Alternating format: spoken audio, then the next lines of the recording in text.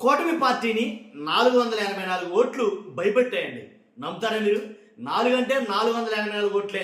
ఆ 484 ఓట్లే భయపెట్టాయి కూటమి ప్రభుత్వాన్ని.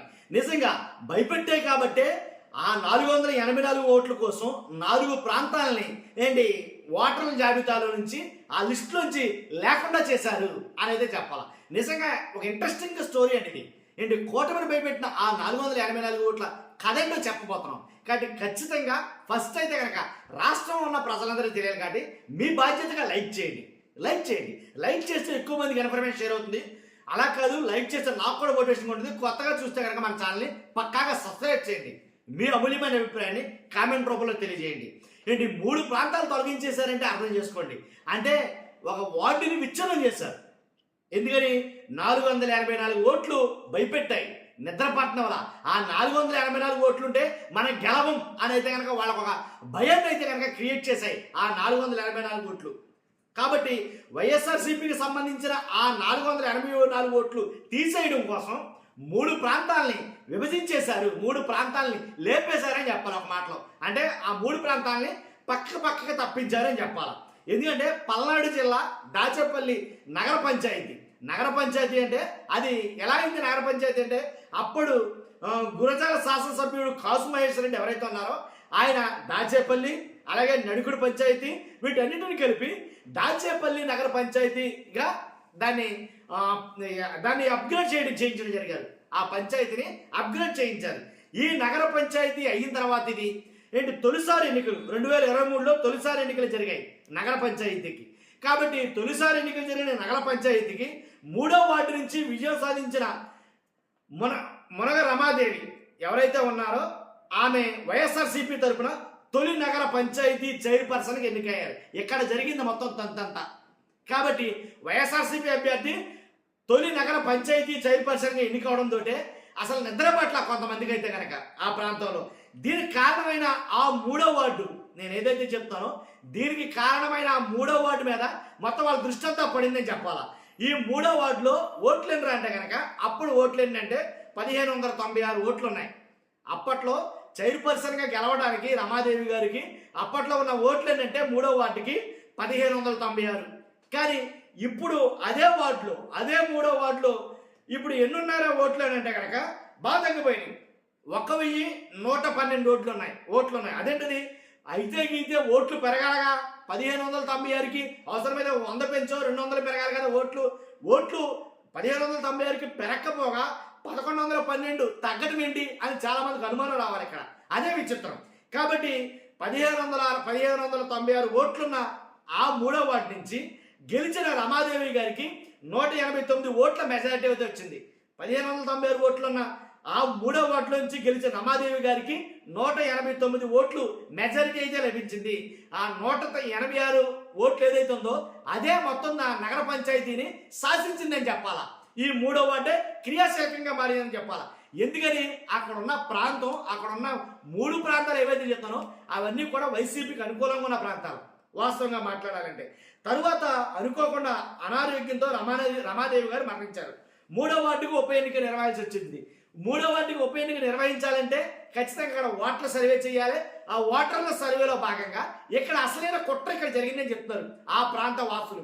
ఏంటో కుట్ర అంటే ఈ వార్డులో గెలవడం అంటే కూటమి ప్రభుత్వంలో ఎవరి నుంచినా సరే ఈ వార్డు నుంచి గెలవడం అసంభవం, అసాధ్యం అని వాళ్ళు చెప్పడం జరిగింది. కాబట్టి గెలవలేం కాబట్టి మరి ఏం చేయాలంటే కనుక ఆ వార్డుని విచ్ఛిన్నం చేయాలి. ఇది ప్లానింగ్. చాలా ప్లానింగ్ కూడా పర్ఫెక్షన్గా చేశారని చెప్పాలా. ఈ 3 ప్రాంతాలకు విచ్ఛిన్నం చేయాలంటే చేపలగడ్డ, రంగనాయక స్వామి దేవాలయం, బొండ్రాయి సెంటర్, ఈ 3 ప్రాంతాలు చేపలగడ్డ, రంగనాయక స్వామి దేవాలయం, బొండ్రాయి సెంటర్, ఈ 3 ప్రాంతాలు ఆ ఏదైతే 3వ వార్డులో ఉందో 3వ వార్డు నుంచి లేపేశారంతే. అర్థమైంది కదా మీకు ఇప్పుడు? కాబట్టి 3 ప్రాంతాలని 3వ వార్డు నుంచి లేపేస్తే ఏం జరిగింది? అప్పుడు అక్కడున్న ఓటర్ల సంఖ్య 1596 కాస్త 1112కి పడిపోయింది.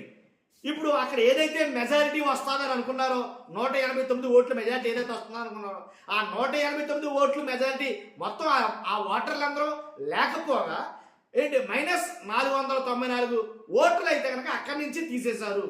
3 ప్రాంతాలని అక్కడి నుంచి లేపేసరికి 484 ఓట్లు అయితే కనుక తగ్గిపోయినాయి. ఈ 484 ఓట్లు పక్కాగా వైసీపీ ఓట్లు. ఆ 3 ప్రాంతాలు కూడా పక్కాగా వైసీపీ ఉన్న ప్రాంతాలే. కాబట్టి వైసీపీలో అనుకూలంగా ఉన్న 3 ప్రాంతాలని వార్డుల నుంచి ఏదైతే నేను చెప్పాను కదా మీకు, ఏదైతే చేపలగడ్డ కానీ వైఎస్ఆర్సీపీ ప్రాంతం, రంగనాయక స్వామి దేవాలయం అనే ఏరియా వైఎస్ఆర్సీపీ ఏరియా, బండరాయి సెంటర్ వైఎస్ఆర్సీపీకి సంబంధించిందే.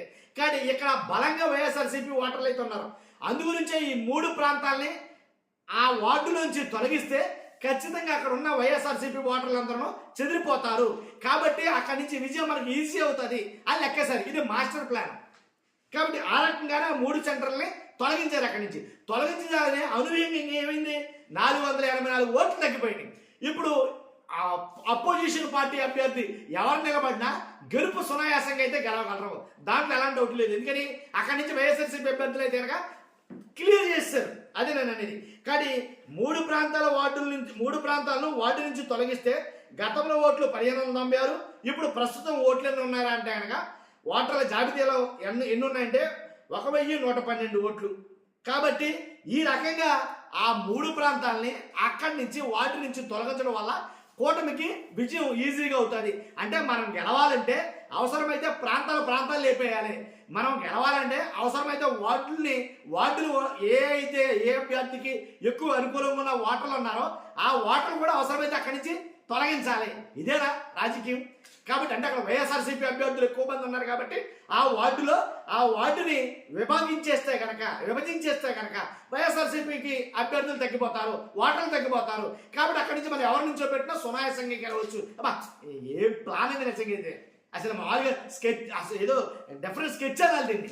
కాబట్టి ఈ రకంగా జరిగితే అక్కడ ఓటర్లు గమనించారు కాబట్టి వాళ్ళు రకరకాలుగా సోషల్ మీడియా మాధ్యమాల ద్వారా, అలాగే పంచాయతీ ఏదైతే నగర పంచాయతీ కమిషనర్ ఎవరైతే ఉన్నారో జి వెంకటేశ్వర్లు అనుకుంటా, కాబట్టి ఆయన నేపథ్యంలో జరిగిందని అంటున్నారో కాబట్టి ఆయనకే కంప్లైంట్ చేశారు. ఇలా జరిగింది, కావాలని వార్డులో ఈ 3 ప్రాంతాలు లేకుండా చేశారు, ఎందుకని తొలగించాల్సి వచ్చింది, 1500 ఏదైతే 96 ఓట్లు ఉన్నాయో ఆ ఓట్లు లేకుండా 1112 ఓట్లు ఎందుకు కుదించారు, 484 ఓట్లని ఎందుకు తగ్గించేశారు అని వాళ్ళు అడగడం జరిగింది.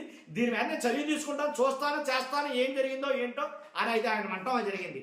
కానీ ఏదేమైనా ఒక పక్కాగా ఓ ప్లాన్ ప్రకారంగా ఓ పథకం ప్రకారంగా ఇదైతే జరిగిందని చెప్పాలి నిజంగా.